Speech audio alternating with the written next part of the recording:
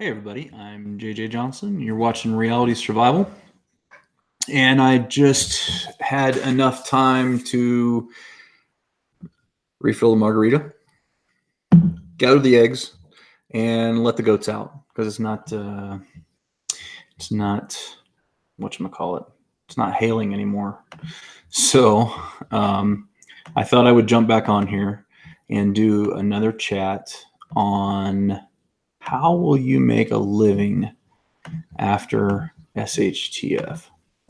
That is what we're going to talk about here. And I don't have a script, so I apologize if it is a little disjointed and all those kinds of things. I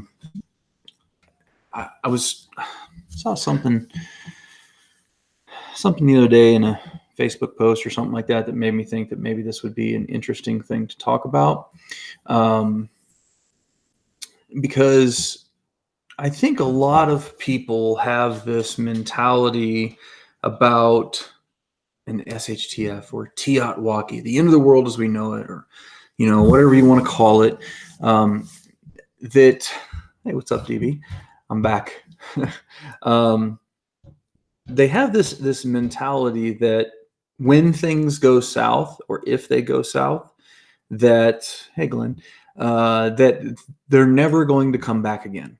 And I've talked about this in multiple videos, and that's a very, very, very dangerous mindset to have. Because when you have that mindset, when you have the mindset of a society is never going to return, what happens is that changes your mentality on how you deal with people. Prepper Trifecta is not over, DB. We are going to do that again. We just need to get our schedules together and figure out when. So that'll be coming. Hey, Mandy. So the problem with this mindset of, that when SHTF happens, it's never going to be rebuilt. Nothing's going to ever be the same again. And civilization is ended forever. That changes your mindset on how you deal with people, how you deal with community, how you deal with your neighbors, how you deal with, people needing help and all those kinds of things in really, really dangerous ways. So that's a bad thing. So I think what we need to discuss here real shortly is that in every single collapse in the history of civilization, maybe with the exception of Atlantis, if you believe in Atlantis, there's always been a recovery. Okay. Some places have a longer timeline than others, but recovery always happens. And so if you're a person who is concerned about, a serious nationwide SHTF situation, then you really need to start thinking about how you're going to make a living after SHTF, after the event. Because you're probably going to have, let's use the example of an EMP. In an EMP, they say there's this bell curve, kind of like, or well, it's not maybe totally a bell curve, but this curve where it shows that 90% die off in 2 years is what they say. That's kind of the worst case scenario that everybody likes to focus on. I don't know that that's the worst case scenario, but it's a pretty bad one. So the thing is that as the numbers of deaths start to slide off, the amount of recovery actions that happen are going to ramp up. And so we may have a period where there's a lot of violence and a lot of chaos and all those kinds of things. And that's why I advocate owning firearms and having lots of ammo and all those kinds of stuff, and protective gear like body armor and all those kinds of things. But as the people who are most inclined to engage in violence are the people who will have the shortest lifespans. Okay, they will not last. They will not. It's just a numbers game. The more violent encounters that you get into, the shorter your life will be. That is just the way it is. Okay, and so as those violent fanatics and people who are, trying to push further chaos on society and all those kinds of things, as those people die off, good people, which is the majority of society by a very large margin, will want to return to normal. They're going to want to work together. They're going to want to set up alliances with people. They are going to want to see society return to some semblance of normalcy. And so that is when it comes into play, where you have to start thinking about how will you be valuable to society? What will you contribute? What will you bring to the table that is of value to everybody else? And my suggestion would be is to start taking an inventory of your skills and your ability and the things that you know that might be of benefit after an SHTF situation. How can you be a valuable member of society? And the reason I suggest that you do this now is because now is a time when you can pick up a skill, you can teach yourself a skill, you can learn a skill, you can go learn a trade, you can do whatever, you can buy the equipment, the materials, and all the things that you need to be able to do that thing now. So that Glenn says Pompeii. So most of the people of Pompeii actually got out. Some people did get trapped and didn't leave, but that is just one city in one region, and there's a lot of other people around them. So point well taken, but I don't think that necessarily qualifies either. But anyway, okay, so like NSA 000 says, I'm a farrier. And that's a perfect example of a skill that could be useful. Horses might be something that become popular for transportation. A bicycle mechanic, working on bicycles, just a mechanic in general would be another thing, or even a repairman, just fixing broken stuff would be another one. Let's see here. Blacksmithing obviously is one that would be good. Making things from like 3D printers could even be one. Let's see, a CNC machine, having a CNC machine after the fact, one that still ran or something, depending on what the nature of the crisis was, would be extraordinarily valuable. A cobbler, somebody who puts together shoes, seamstress, somebody who can sew well, gardeners. Here's the thing is, I bring this topic up because, and I think this was what spurred the conversation, was it was talking about like homesteaders wanting to be basically to be able to do everything themselves. Okay. And that is extraordinarily difficult. It's not to say that it's impossible. Robert Jeffrey says, I'd make my living making chemicals and refining metals. Yeah, there you go. Hey, thanks, Jimmy. It's not to say that you can't have a homestead and be able to produce everything that you need, right? It can be done. It can be done, but it's very hard to do that.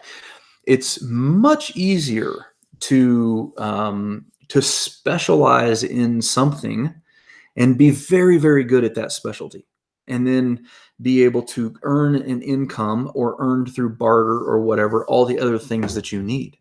And maybe you do a few things, maybe you do some gardening efforts, maybe you do some repair work, and then maybe you also do some other kind of labor of some sort, but my point is that now is the best time to practice and hone those skills. Natural medicine is another one that's very good. And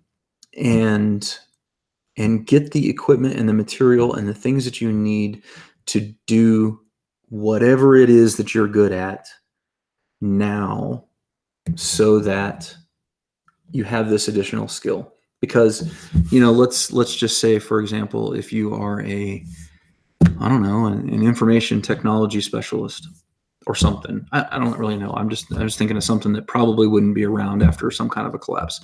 That job is going to be gone.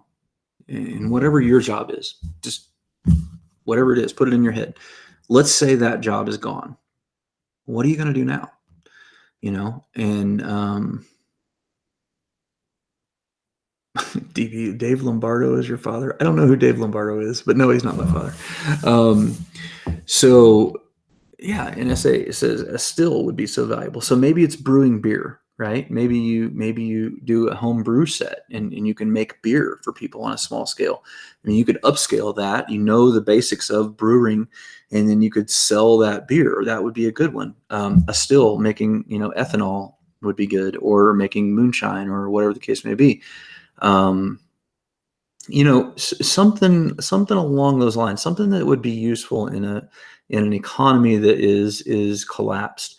And I think that a lot of people really focus on the idea of trying to be 100% self-sufficient. And I think if you can get as close as possible to that point, that's good, right? There's nothing wrong with that. And if you can get to 100% self-reliability, hey, you're among the best of the best, and that's awesome that you do that. Most people won't be able to do that because of just living situations, skills, education throughout their lifetime, different things like that. Okay, I see you're talking about somebody else. So I guess the idea here is let's, as a community, I think that we need to start focusing on the rebuilding effort. Okay. Because the conversation with preppers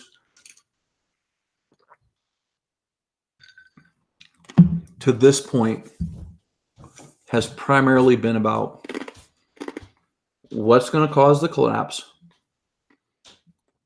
how and when it's going to happen. And, I've got this gear and this stuff to take, thanks, Robert, to take care of myself during this time frame. And that's fine. That's a good conversation to have. Those are all fine things. But what we really, really should focus on, I think, as a community, we should pay more attention to is rebuilding. How do we rebuild? What do we do? How are we going to contribute to society? What role are we going to play within that rebuilding? And,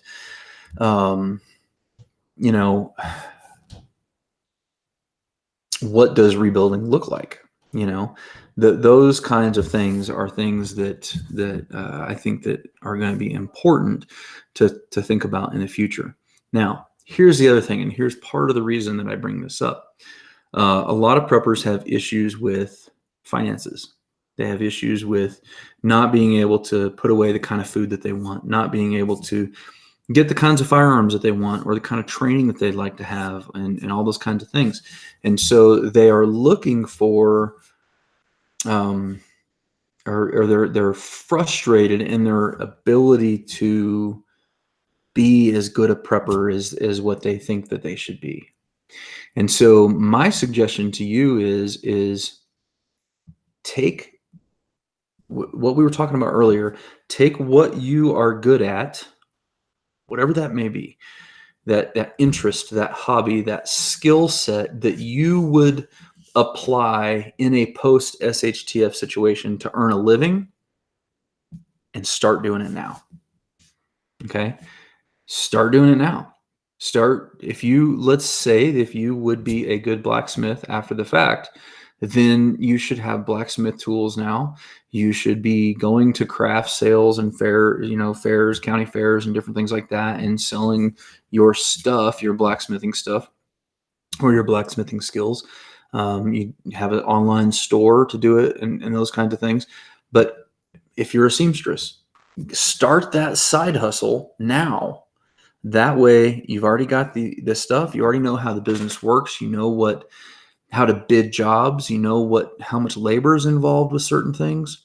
Start that side hustle now. I have a good friend who makes soap and stuff like that. That's another great one. That's a great skill. And she sells those soaps and stuff like that now. Doing these things now and then starting to incorporate that as a side hustle is a great way to make extra money. And who knows, if you're good at it, you may be able to move from your full-time job to just doing that as a full-time thing, So yeah, and the Prepared Christian makes a good point in the chat. He says you also make contacts for things that you can't do now and whatnot. So I think this is something that folks need to think about. How are you going to survive? How are you going to rebuild after the fact? And then whenever you figure out that answer, shift that and start working that as a side hustle now. Okay. I think this could be an important thing for the future, and an important, it's important for preppers to get in the mindset of talking about rebuilding. DB says, I don't see a future for me. My special skill is being a smartass. And that's pretty much true for him. However, we're always going to need court jesters. You know what I'm saying? So you can stand on the corner and roast people or whatever, you know.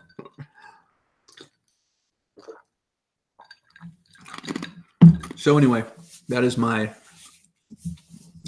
suggestion for this. You know, books, makes a good point here. NSA 000 says books will be valuable as well. Absolutely. Start building up that prepper library. I don't know how many I've got now. I'm just looking over here, maybe, I don't know. I probably have 100 or so books. I'm guessing it's about that. Maybe it's 75 or 80. I can't really count them all right now. And that's just what I have down here in the house. I probably got more up in the barn, but you know, books like the Foxfire series and books on specific things, as well as, you know, books like the Ranger Handbook and the SAS Survival Guide and different things like that. But medical books are really important. I did a video a long time ago, showed 5 or 6 different really important medical books. But if you think that you're going to be a blacksmith, say, that's just an example, have multiple books on blacksmithing. If you're going to be a seamstress, have multiple books on seamstressing, you know, and whatever the case may be.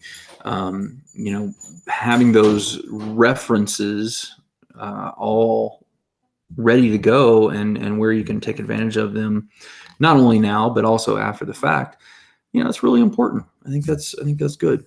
So and keeping the books in hard copy is definitely advisable. I do a lot of audiobooks. I'm an affiliate with Audible as well. There's probably a link down in the description if you want to get signed up for a free ebook. You can. It's like $15 a month, I think. But for my reference stuff, anything that's nonfiction and reference, then I always buy the book in hard copy. So that would be my recommendation to you as well. Hey, Mrs. Mom 1994, thanks for joining us. So, what else? What do you guys want to talk about? Those were the main big points that I wanted to cover.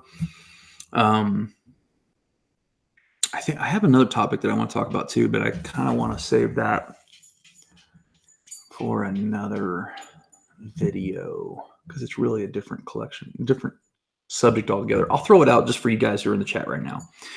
And we'll talk about it more later. But I've had a lot of folks, when I say a lot, I mean like 3 or 4 different folks. And I've seen a few posts talking about this on Facebook. There's a lot of people who are really concerned about the approaching civil war, the approaching, DB's like, it's like he's reading my mind, small tribal units and rebuilding. And that's kind of what I'm getting at here. I'm getting ready to talk about that. And people are like, they're concerned. They're like, what do we do to keep things, you know, from going off the deep end? What do we do how do we organize? How do we stop something bad from happening, you know? And so the first thing that I will say about this subject, and I'm probably going to end up talking about this way more than I want to, but is I'm going to go on a limb here and say that like 80% of preppers are conservative. Okay. So I'm sweeping with a broad brush, and I realize that, but it's the majority of folks. Here's the problem with conservatives, in my opinion, and I am one, and I know lots of them and talk to them often. We are very independent minded. We're very sustaining, self-reliance. We don't like following, and we're hard workers. And so we are reluctant to be a part of groups, organized groups that will go and protest and cause a big ruckus and all those kinds of things. And that is probably going to be our downfall. Seriously. That is a huge problem that needs to be fixed within the conservative community. The squeaky wheel gets the grease, right? And that's why you have a very small minority of people, I'm talking under 5% of the population of the United States, who is making a big ruckus on social media, out in front of cameras, doing these, because they don't work, so they can go out in the middle of the day and they can cause disruptions and all this kind of stuff. And they get a lot of media attention. And it seems like there's a lot of people pushing for this stuff. And in reality, there's not. But they're vocal and they're loud. And that is what conservatives need to do. And preppers are a part of that circle, I think. We need to figure out ways to start working together in small groups. And this is going to have a dual benefit. So I'll talk about that dual benefit here in a little bit. But we need to exhaust the political process completely. And we have to start on a local level. Okay, so here's an idea that me and a friend were talking about recently. And I think that it's a good idea. I don't know how necessarily to put it in place, other than hopefully maybe some of you guys will take the idea and run with it. But if you have, let's say that it starts with you, okay, and you have 5 friends, okay, and you talk with your 5 friends, they're very like-minded, and you say, all right, let's take a look over, the next 2 years or so, and let's come up with an agenda on how we want to affect local policy, not federal policy. Don't try to start by making change at the federal level. It's too big, it's too consuming, and you can't do it. The way that we win this battle, this political battle, is by starting to affect local change. So, for example, out here where I live, we have some small counties out here. We have a sheriff up here in Banner County, and I was told that his election, he was elected by 11 votes. Okay. Now, we're obviously the anomaly, but my point is that there are a lot of small rural counties all around the country that are basically just kind of asleep at the wheel. And so if we can wake those counties up, I think we can do that with relatively small numbers. So let's say we have our 5 friends, right? And then each one of those 5 are responsible to go out and find another 5. Okay.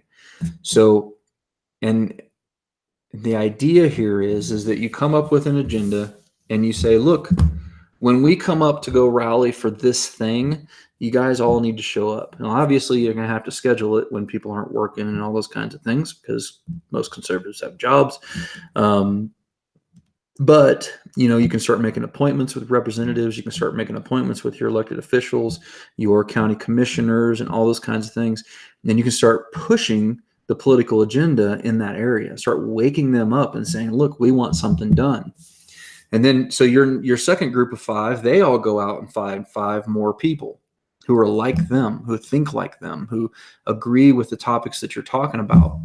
And then, that continues to grow. And so let's say in one county, if you could get 5 different layers of that, and I don't even know what the numbers are, I haven't added it up, but you're talking about several hundred people here in a small, sleepy county.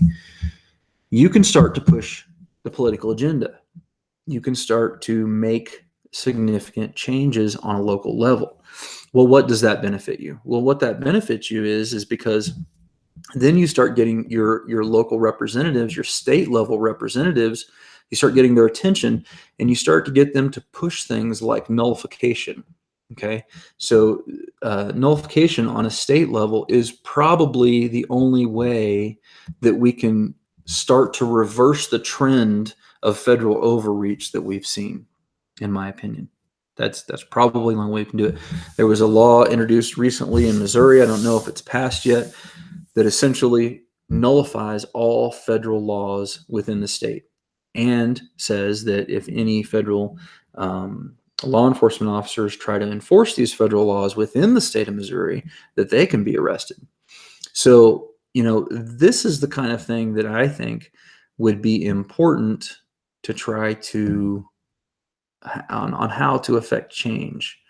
So let's say that in a state like maybe, I don't know, Nebraska or something along those lines, let's say you could get 5 or 6 different counties and 5 or 6 different representatives to start, state level representatives, to start pushing them really hard to start introducing these bills. Then you can start to make a change. You know what I'm saying? You can start, because state level stuff is easier to change. And when you change the state level stuff, then you start to identify, which states are going to be willing to do what. And it starts to, I don't know if the right word is to shape the battlefield necessarily, but you're drawing the lines in where you can find out who is going to be on what side and all those kinds of things. So, yeah, that's just kind of that's kind of my thought. And the people who are involved in withdrawing from the political process, you are the problem. Sorry. I know that's not necessarily something that people want to hear. And they feel like they don't make any difference and all that kind of stuff. And the reason you don't feel like you make any difference is because people are trying to engage on social media. That's a huge mistake. Social media is an echo chamber.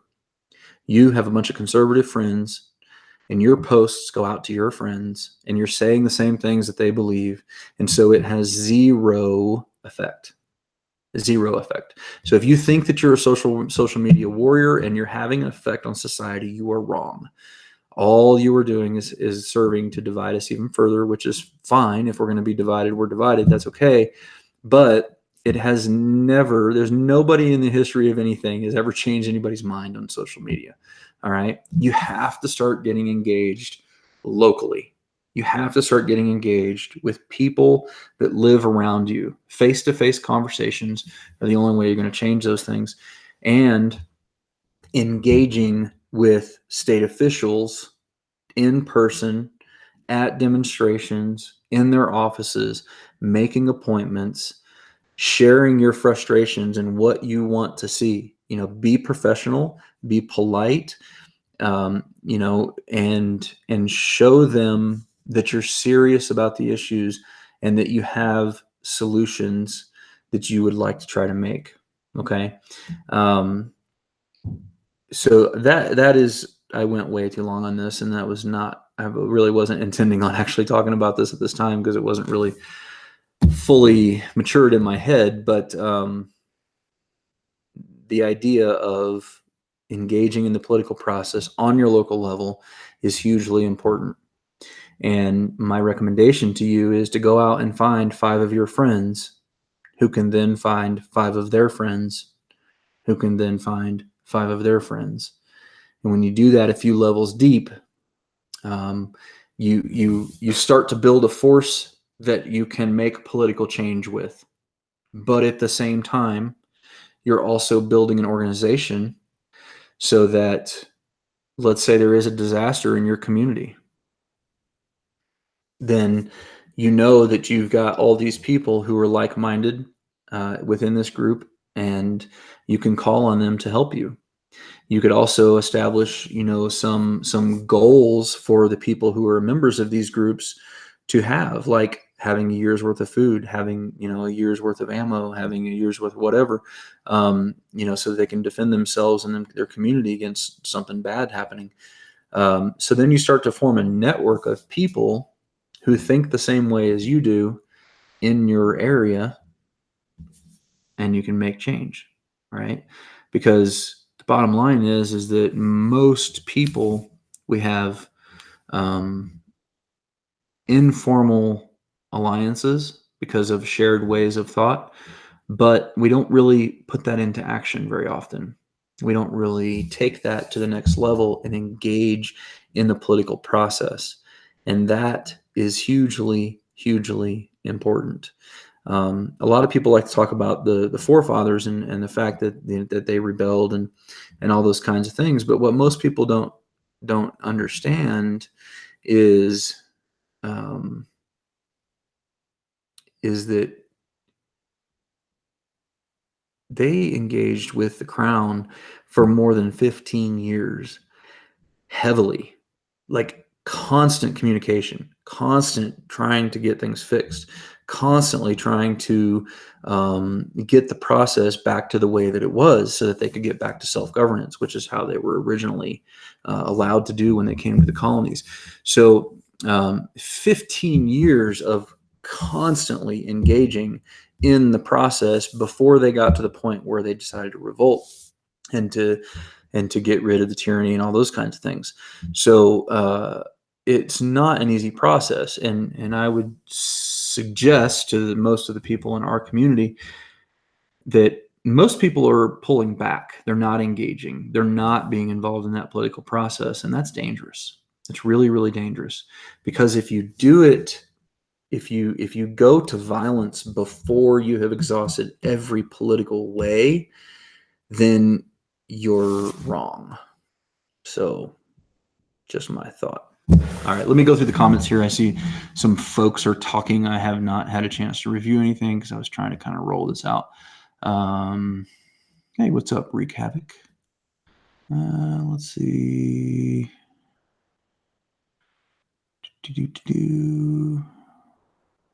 So anyway, let me know in the comments, is what I'm saying making sense to anybody?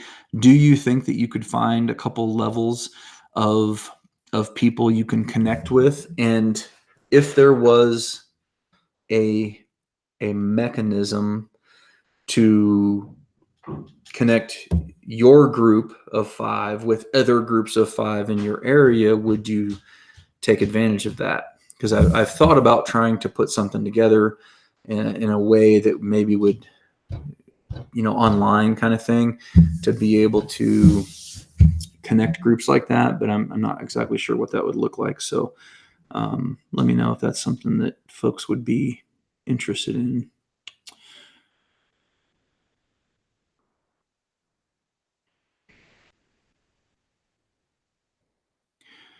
So how do we, Glenn Freer says, how do we organize small militias, mutual assistance groups based on churches? I think it really just comes down to the most basic things, the most basic tribes that you have. People who are close to you, people who are in your area, people who live in your neighborhood, people that you can meet with on a regular basis and discuss ideas and things like that. And for the most part, people who are willing to get up and get out and get involved, people who care about making positive change.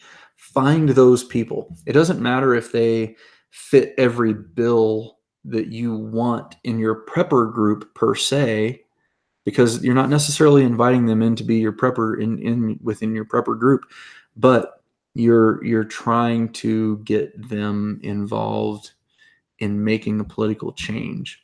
And through the process of that relationship, you may be able to get them on board with prepping, and then maybe you can pull them in to be a part of your group as you formed a relationship or whatever. But the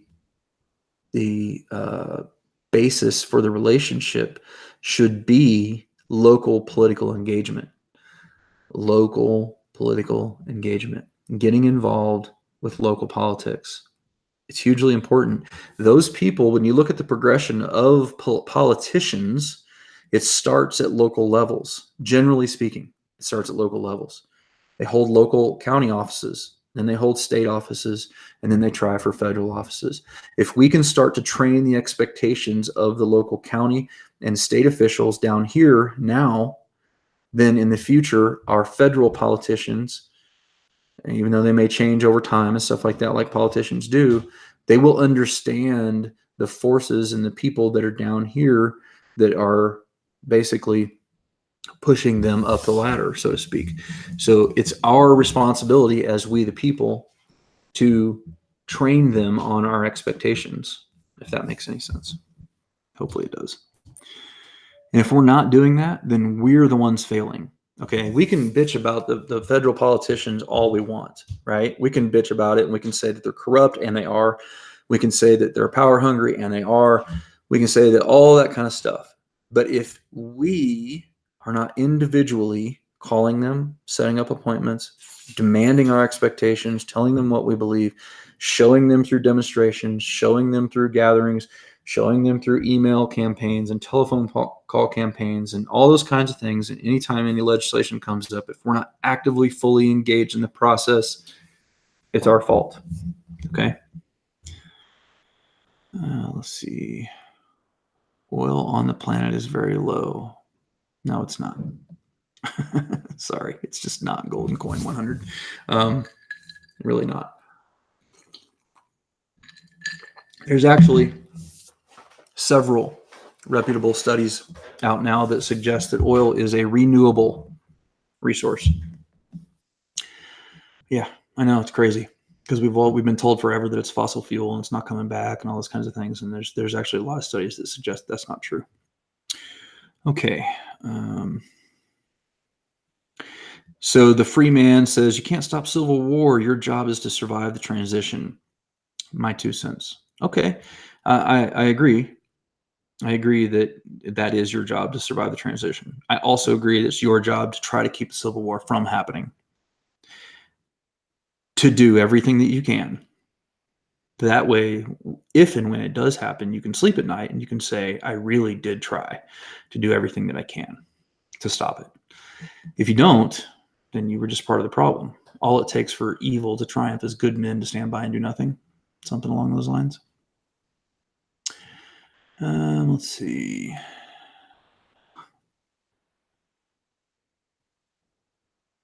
Yeah, that's actually, Robert Jeffrey makes a fairly good point here. And he says, the way to move things is to adopt Alinsky's rules for radicals.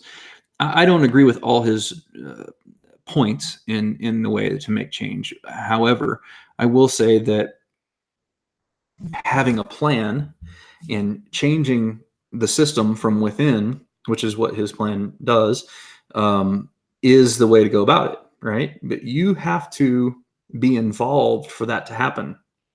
The conservatives are not involved. Just because people got out and voted for Trump doesn't mean that the conservatives are involved. I'm in one of the most conservative states in the union right now, and there's been a couple of Second Amendment rallies here in the state, and there were maybe 100, 150, maybe 200 people show up at the most. That's unacceptable. You know, it really, really is. And we have to be more involved as conservatives, as preppers, you know, whatever. And if you're liberal, then be involved in the liberal side. You know, everybody has their own opinion. Okay. And I'm not pushing my opinion on anyone else. I'm just saying that it's our responsibility as citizens to be involved with the political process. And there are way too many people who are pulling away from it, in my opinion.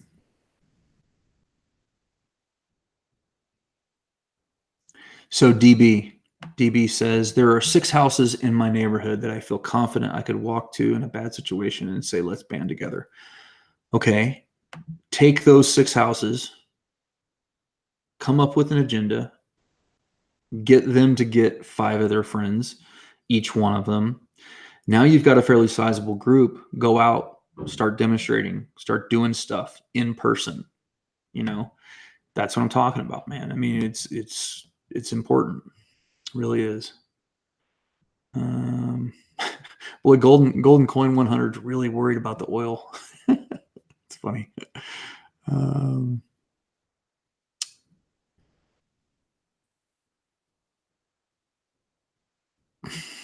Guy that comments, he says, my question is, if NSA is cataloging every serious prepper, will they be lying to an SHTF? No, NSA doesn't care a twit about preppers. They don't care about. They're so overworked and short-manned as it is, trying to deal with all the foreign terrorist communications and all that kind of stuff. They don't give a crap about preppers. All right, the government. You guys don't understand. The government. Everybody. There's this prevailing sentiment out there that the government thinks preppers is bad. No, the government actually thinks preppers are great. Those are people who can be self-sufficient. Good on you. Stay that way. It's people that we don't have to deal with whenever there's a disaster and all that kind of stuff. The government does not see preppers as a bad thing. And if you think that they do, you're delusional. If you believe that the government is going to come around house to house looking for your food and trying to take it, you need to sit down and do a calorie equation, okay? It's not worth the calories involved to go house to house to try to find your little stash of food that may last 2 people or 4 people for a year, because that whole operation that had to take place before that is going to burn that number of calories in a day. Okay, it's silly. It's a ridiculous notion that the government is going to try to come around and find your food. And I just can't even tell you what kind of a logistical nightmare that would be. Okay, it would expend 10 times the number of calories and resources than what they would get. Okay, because the number of preppers in society is so small, it would not be even remotely worth it. Okay, and there is no tracking system in place. I worked at the Financial Crimes Enforcement Network for 3 years. I know exactly how our financial system works and what they can track, what they can't track, and how all that, everything about how that works. And I'm telling you, there is no system in place whatsoever to be able to track purchases, to say, well, this guy bought a bunch of food, so we're going to catalog him and put him in this category. No, I'm sorry, it doesn't exist. It just doesn't. You're crazy if you think so. Honestly, you really, really should probably seek therapy. Okay, sorry, I get off on these tangents and just it just drives me crazy.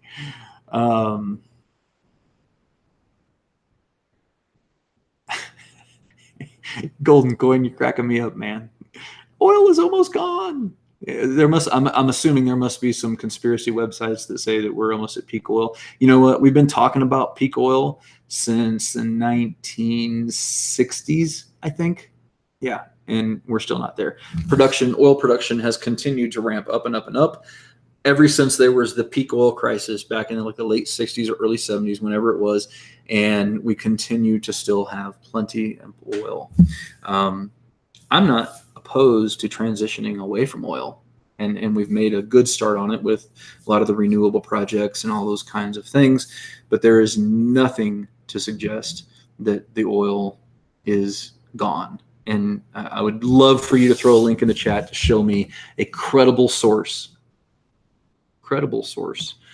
that says that that's the case, because it's just not.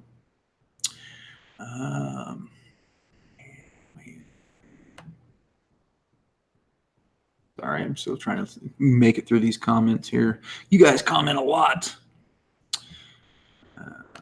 which I appreciate. Where'd we go?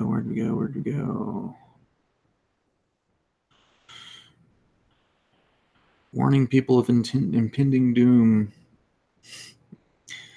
And if we do, here's the thing: is there's a commonality among survival and prepping that you don't have to prepare for being out of oil, okay?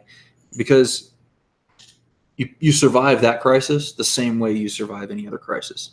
So if you're prepared for the common things that happen, like forest fires and earthquakes and hailstorms and snowstorms and ice storms and all those different kinds of things, if you get all those bases covered fairly well, and then you start to move into a little more advanced stuff where you can supply your own food for 6 months to a year or so, or even longer, then you're starting to be able to exist through bigger events like EMPs and Civil War and all those kinds of things. Those things are no different than, say, being out of oil. You prep for them the same way. You don't have to, as preppers, we don't need to constantly be in a state of, oh my God, here comes the next crisis. That's the whole point of prepping. You don't have to be worried about it. You don't have to be worried about it. And I've been doing this game online since 2011, and there's been tons and tons, and been a prepper since most of my life, and even back to Y2K and all those kinds of things. We've had supposed impending disaster after disaster after disaster after disaster after disaster after disaster that never took place. Okay, never took place. So don't worry about stuff like that. Just get your preps in order, do your basic things to be more self-reliant, and then you don't have to be afraid. You don't have to be in the comment section trying to fervently worry everybody, okay? Because it doesn't matter. All those things, the way that you survive one of these events is the same way that you survive the other for the most part. There's some small exceptions, but generally speaking, if you have your food, your water, your self-defense, your shelter, your transportation, your group, your communications, all those kinds of things taken care of, then you're going to be fine. Okay? Or you're going to be better than most people anyway. So, all right.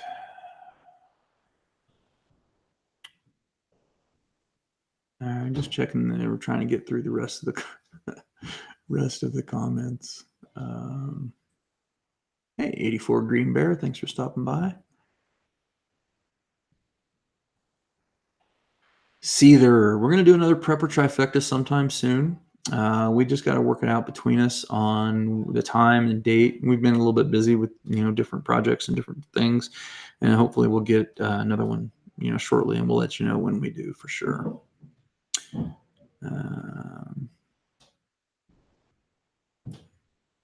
Brad Barr, yeah, he sent me a manual on that, and I appreciate that, Brad. Thank you for sending me that. I'll definitely take a look at it. I think it was produced by Paul Markle, something like the Patriot. What was it? Patriot small arms, small tactics guide or something like that, which looks pretty cool. I skimmed across it, but I haven't had a chance to read it yet. Let's see. Golden Coin says politics won't matter when oil is gone. Yeah, right. It won't. But oil is not going to be gone anytime soon, so don't worry about it.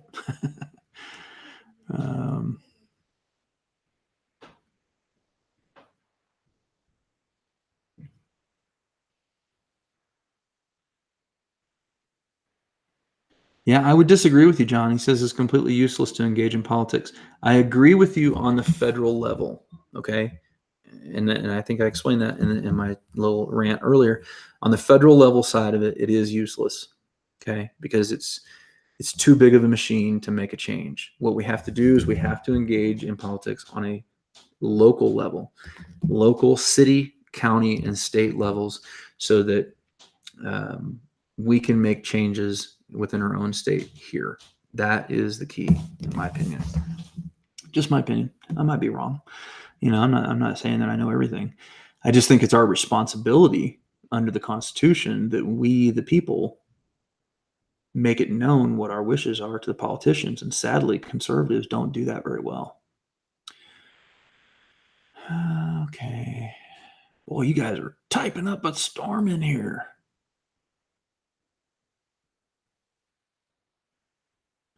So, guy that comments, he says, I can't find 5 people because they will be the first 5 to turn on one. I guess he means turn on me. Hell, can't trust neighbors. Survival of the fittest. Feed my kids. I'm desperate. So I just tend to disagree with that in general. This is another commonly seen thing, that everybody, survival of the fittest, and people are going to do anything. They're going to turn into monsters when SHTF, and you can't trust anybody and all this kind of stuff. That's not the reality of a third world. Okay. That's not the reality of life in SHTF. I've traveled to multiple countries all over the world that are in SHTF situations right now. Okay. And that is not how life is lived. All right. And everybody says, oh, America's going to be different. America's not going to be different. Human nature is human nature. All right. And the vast majority of people are good. Look at disaster after disaster, and you see millions of people who starve to death before they go commit violence on other people. Okay. I'm not saying that there won't be violence. I have said for many years that there will be a period of violence, and then it will last for a while. And we have to be willing to defend ourselves, willing and able to defend ourselves. But what I'm saying is that there are way more people who will starve to death before they go commit violence than there are people who will commit violence before they will starve themselves. Okay. That is just a fact. That's a fact of history all around the world. It's a fact of human nature. The vast majority of people are good, and they are not willing to commit violence just to feed themselves. This is a prepper myth that has been spread to epic proportions because of Hollywood, because of movies like Mad Max and all of these different other kinds of movies that show crazy people that are going around and willing to do everything. But what those movies don't acknowledge and don't show you is before it got to that last point in society or whatever, where there's just these crazy people left, was that there were millions and millions of people who didn't commit violence and who ended up dying during that disaster. Okay. So I think we really have to reevaluate the way that we see and understand how SHTF will look. And personally, I've come to my opinion on this because I've sat in communities with people who have gone through SHTF situations or who are going through SHTF situations. Okay. My job in counterintelligence, when I'm deployed, and I've had 5 deployments so far, is to go overseas and to talk with people outside of the base, talk with people who live in the community, and try to get them to establish relationships with them to have them help us find the bad guys. Okay. And what that entails is we go out. Usually when I did it, and it's been a while since I've been there, but we were going out with 2 agents, 1 interpreter, and 2 security forces guys just to watch the vehicles. And we had 2 vehicles, and we would go out up to 8 hours or so away from the base. Okay. So we are literally out in no man's land on our own. And we go out and we form relationships with these people, and we talk with them. We talk with them about, hey, be good. We talk with them about what's going on in their life and how they're getting by and all those kinds of things. And then, so in that process, we get to know them. We get to understand their situation. We get to understand, hey, be quiet. Okay. Come here. Say hello. Come on. Say hello. You say hi? There you are. Okay. Be good. Now go. That's fire. So we get to know what's going on with their lives, how they're getting by, how they're doing, and all those kinds of things. And we try to help them in any way that we can. I'll be right back. She's being a bitch. Go on. All right. Go.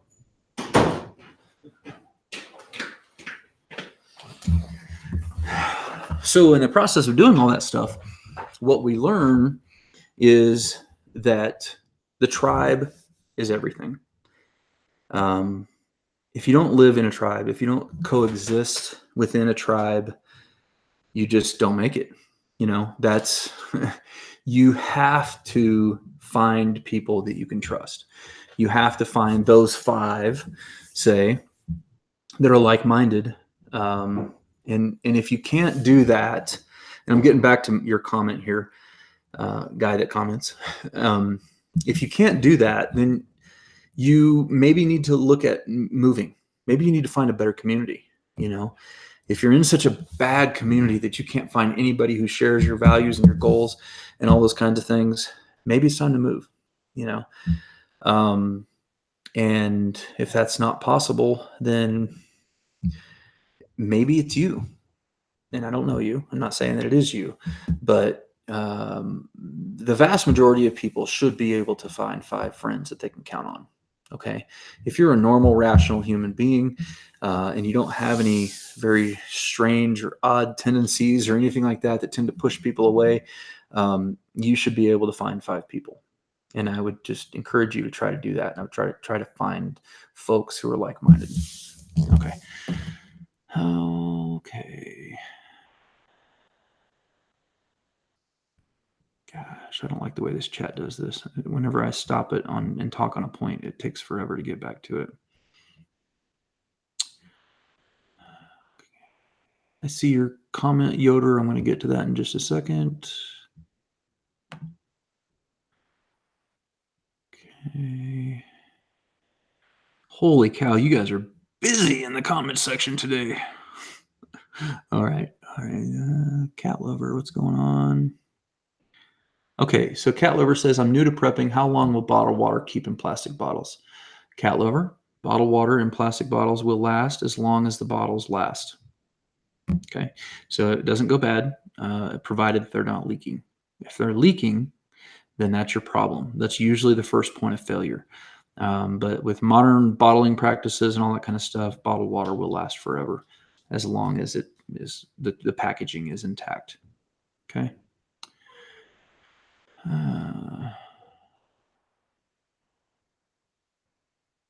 Okay, sorry about the dead airspace here. I am trying to. R. Allen, won't people be rounded up and sent to FEMA camps? I thought that was what's supposed to happen. No, that's not actually what's going to happen. Let's talk a little bit about that for a second here, just since we're on a roll with all the conspiracy nonsense. Okay.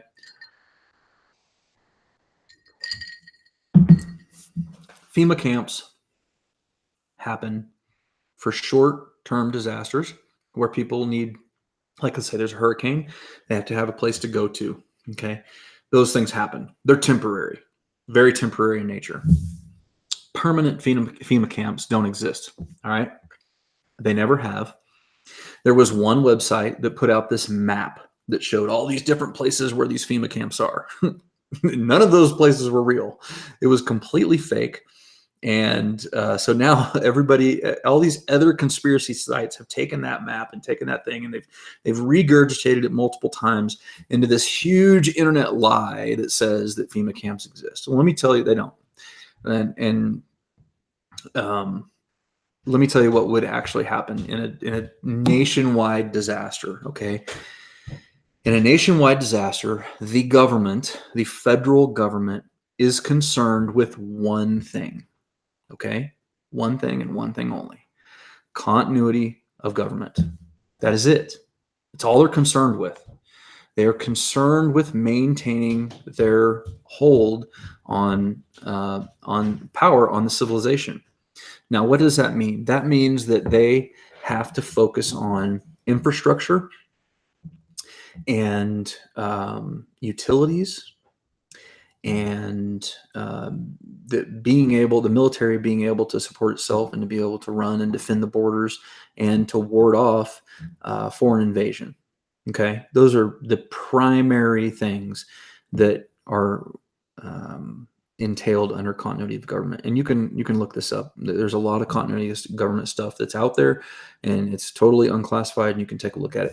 Okay, and so what'll end up happening is in first in the military communities, the civil engineers and the Army Corps of Engineers and all that kind of stuff are going to try to do everything they can to keep the military bases up and running. Okay, that's going to be a priority number one. Second to that priority is going to be getting services and electricity and sewage to bigger communities, bigger cities around the areas. Okay, the bigger the city, the bigger the priority. They are going to do everything that they can to try to maintain power production, to maintain sewage production, because they understand that without those things, they start to see a catastrophic loss of life. All right. So they're going to be focusing on the power plants. They're going to be focusing on the utility plants. They're focusing on the water production. Those are their priorities, because those are the basics, essentials for life. All right. Especially in a big city. Then as they start to manage those things and have those things in hand, then they'll start doing, as it is available, food distribution points. So they'll start handing out food when and where they can to help people. That is not a priority, though. And they're certainly not going to be herding people into camps. Okay. That causes a massive, massive logistics problem. Okay. That's why the idea of FEMA camps is just dumb on a huge level, because people already have shelter. They already have running water. They already have, the ability to heat themselves and stuff if they have power. It makes way more sense from a logistical standpoint for the government to get that power plant running, or that water plant running, or that sewer plant running, because they can secure that area and work on that much, much easier than they could take control of, say, New York City with 8 million people. Okay? It's dumb. It's a stupid idea, and nobody in government has ever even put forth that idea. So, and where would you put it anyway? You know what I'm saying? Like it's just ridiculous. So they might try to, if they get the power taken care of, they get the water taken care of, they get the sewer taken care of, then they would start to try to distribute food as it was available, provided that the military is already taken care of. Okay. So all the more reason for you to be more prepared, because you should know that you're not the priority of the government. The government is not going to come and take care of you, which is all the more reason that you need to be a prepper. Okay. Everybody should be a prepper, in my opinion. Everybody should be prepared to take care of themselves. All right. So I hope that answered that good enough for you, R. Allen. All right.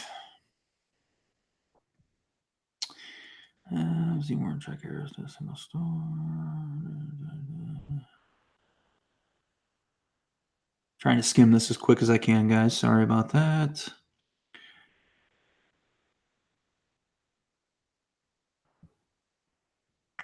Okay. This is funny.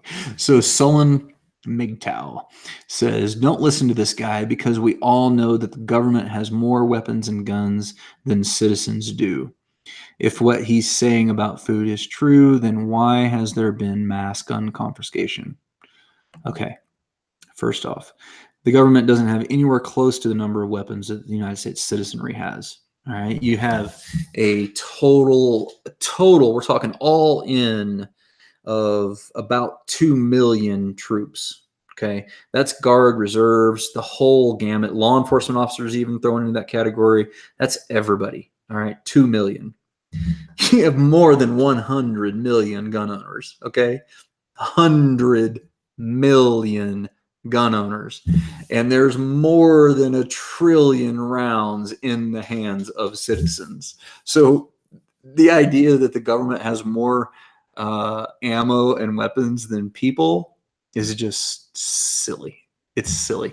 And here's the thing. Everybody's going to say, yeah, but they got drones and they got jets and they got tanks and they can destroy us and all that kind of stuff.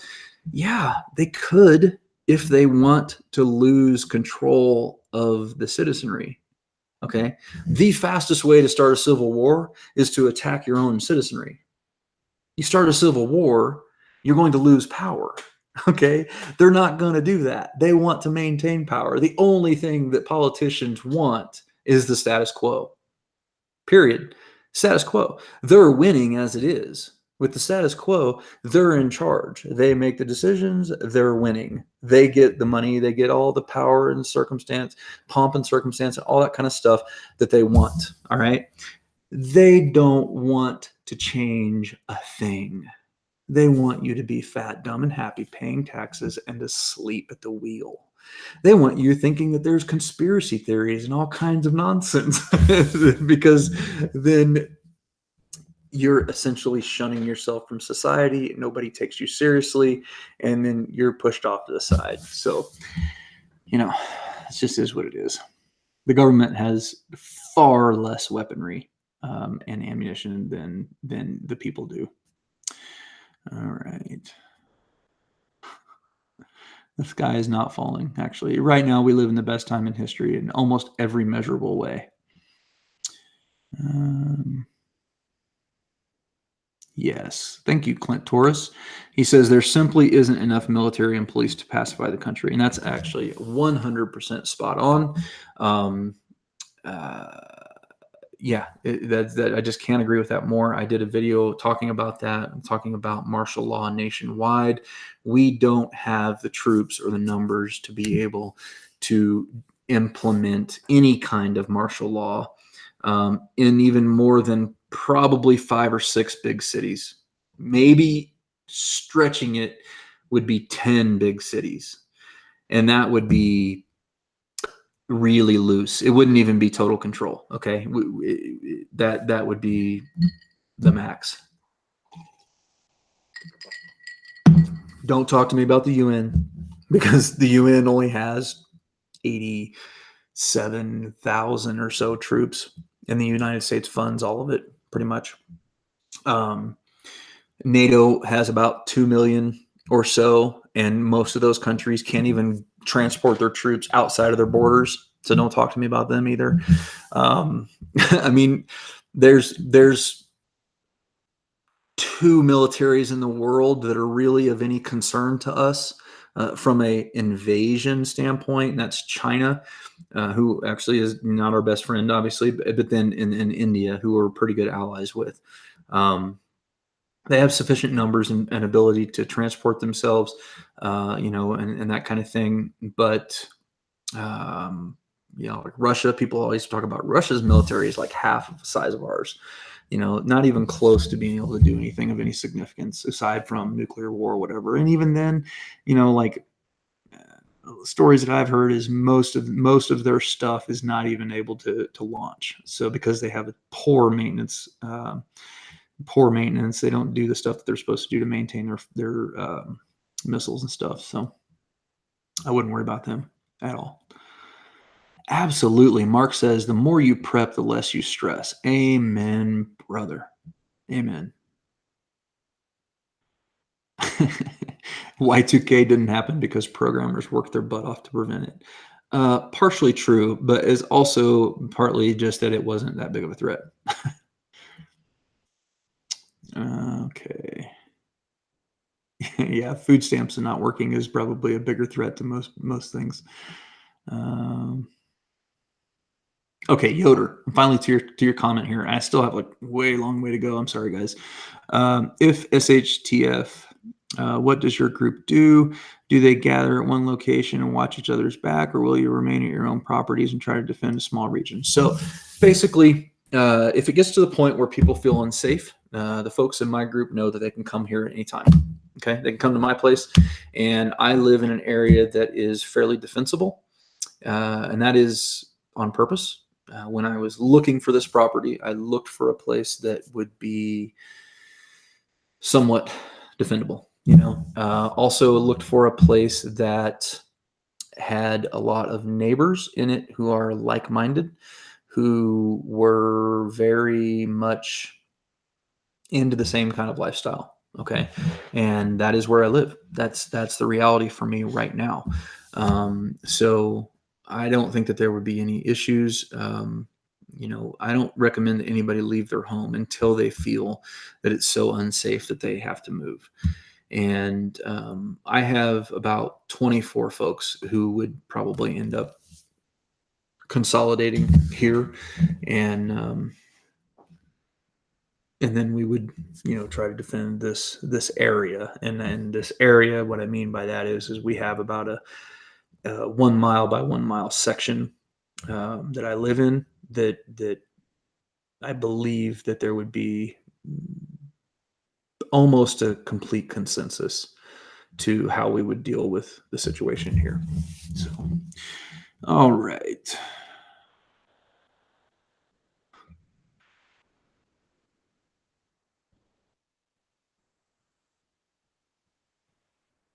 have a group. People are complacent here. How can I find a group? Do I need one? So Cat Lover. Okay, so she says, I don't have a group here. People are complacent here. How can I find a group? Do I need one? Everybody needs a group. And I did a video on this talking, I think it was called like the perfect prepper group or something like that. And so my suggestion to you is not to try to set out to form the perfect prepper group, because that doesn't usually work. All right. My suggestion to you is look to the people in your life that you trust. Not talking about prepping.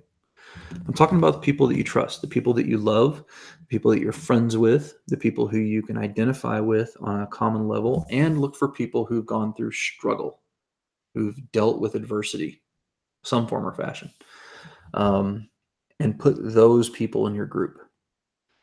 And if they are not currently of the prepper mindset, start to talk to them about things, what if situations. Get the conflicted card game, play the conflicted card game with them. It's just a game. You're just drinking, you're having some fun, you're talking about, this kind of stuff. What would happen if, watch some prepper related movies with them. When the movie's over, be like, man, that's crazy. What would you guys do if there was like something like that happened in that movie? Do you guys have any food on hand? I don't really have enough in the cabinets. I probably should buy more myself. Just throw out a few little bones, throw out a few little seeds, and let those things grow. And do that with each of the people that you think should be involved in your group. And I think that you'd be surprised at how fast people's mindset comes around. You don't hit them over the head with the end of the world and all the crazy conspiracy stuff and all that kind of thing. You don't focus on that. You just focus on, man, what if we had a really bad snowstorm? How long would you guys be able to last without going to the store?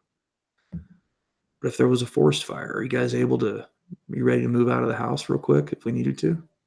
Those kinds of things, like simple little things. That's where I would go. That's how I would form a group.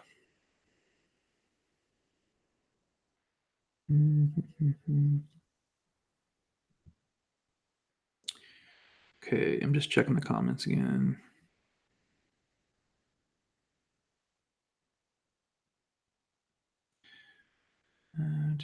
Hey, Dad on YouTube, what's up?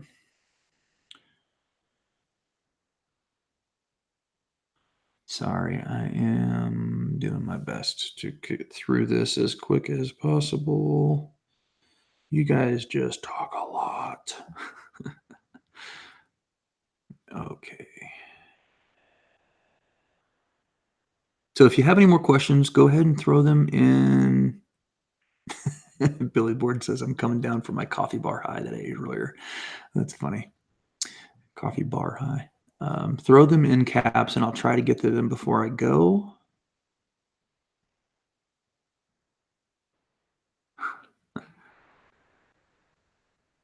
And it's okay. I don't care if you guys are disrespectful. I mean, whatever. It's fine.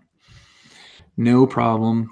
You can do whatever you want. You can say whatever you want. Engagement, it helps the video either way. Whether you're being a smart ass or whether you're agreeing or disagreeing, it doesn't really matter. Yeah. So 84 Green Bear, I don't know if this is your only point, but this is basically is correct. He said 84 Green Bear says the government says watch TV. There's no escape. You'll be assimilated. You be stupid. That's what they want. They want you to asleep at the wheel and just fat, dumb, and happy, paying off your debt, going to work every day. That feeds the machine. It's kind of like the Matrix. You're producing the electricity in the pod that they need. I mean, I'm not believing on the Matrix and everything, but still, they want you like a rat in a cage turning the wheel, paying your taxes, sending that money in. That's what they want. They just want everything to continue going the way that it is, slowly taking a little bit more of your money each time, and you working harder and harder and harder, and they'll take a little bit more and they'll take a little bit more. That's what they want. Okay.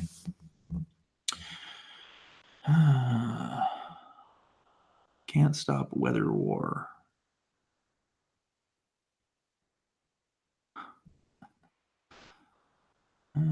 Don. Yeah, there you go. There you go, Brad.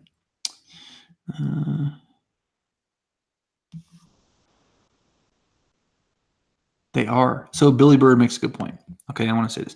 Billy Bird says our government is occupied by globalists and all the powers of the world. They are occupied by globalists. Okay, and that is why it's so important to be involved politically on the local level. Their terms only last so long, right? And so we have to start training the new politicians to the way that we want them. We have to show them what we demand.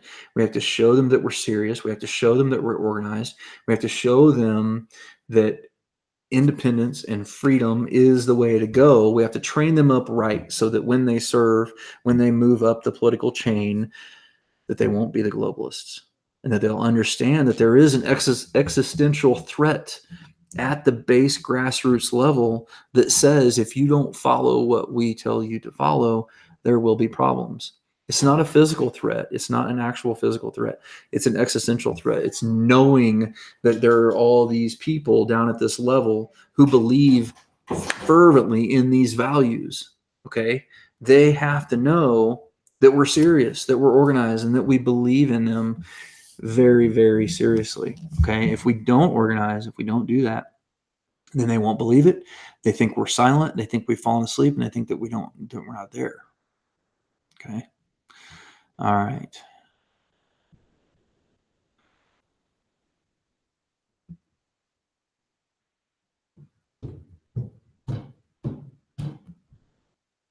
Okay, I'm just trying to finish up.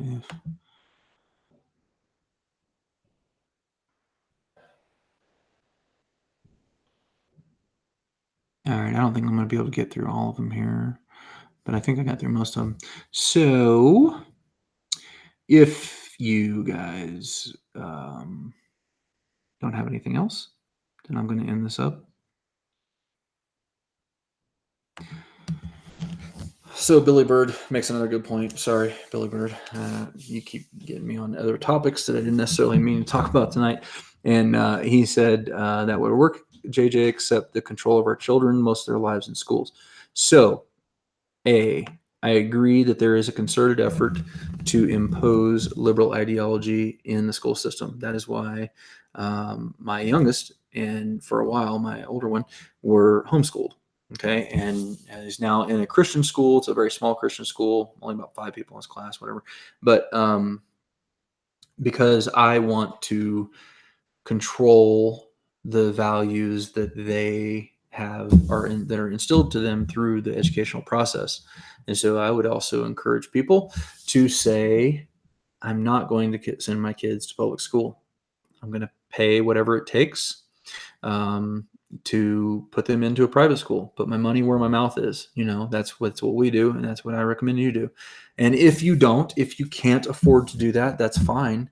What you have to do is you have to be involved in their homework. You have to be involved in their schoolwork. And whenever they get put forth liberal ideas, you have to counter those ideas and show them why that's not exactly true and get your children to grow up to be defenders of the Constitution. Okay, that's hugely, hugely important part of this whole equation. So Al Carone says, JJ, do you believe that a large-scale SHTF is possible in the next 5 to 10 years? Sure, it's possible. Absolutely, it's possible. I don't know when any bad thing is going to happen. Honestly, I think the most likely type of event that's going to happen is going to be a black swan event that we haven't thought of. Some confluence of events, some weird pattern of things happen that cause problems that nobody's ever even thought of. I think that's more likely than any particular thing that we can put on a list as far as check marks, go that preppers usually worry about. I think that it's when you look at events in history, more often than not, the things that led to big collapses were things that people didn't see coming. And there's no reason to think that we would be any different, And that's what I was talking about earlier as far as the commonality of survival goes. It doesn't matter what the event is, really. Doesn't matter why or how or whatever the case may be. As long as I'm prepared, I can deal with that event when the time comes. So, hope that answers your question.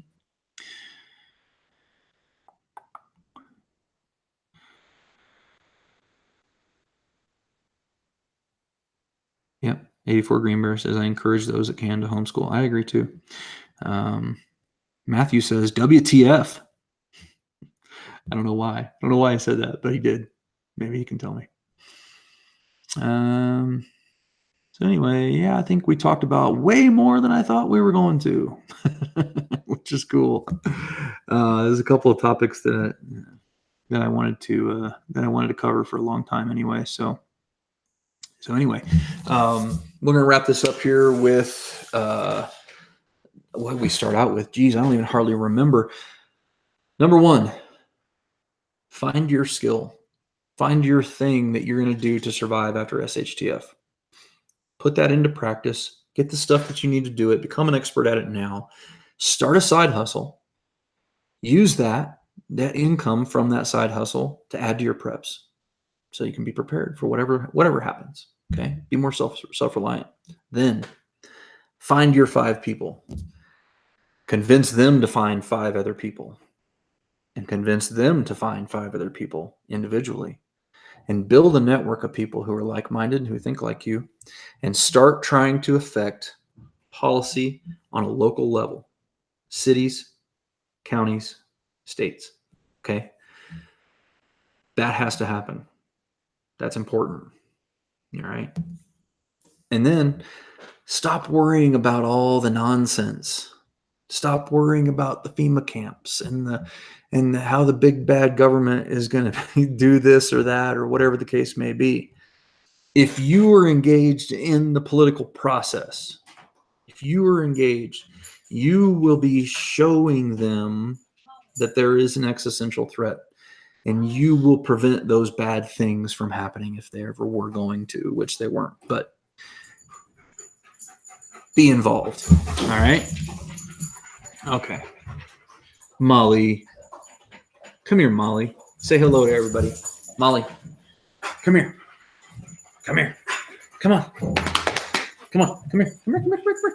Sit. Come here. Come here. Sit. Get up here. Get up here. Come up. Come on.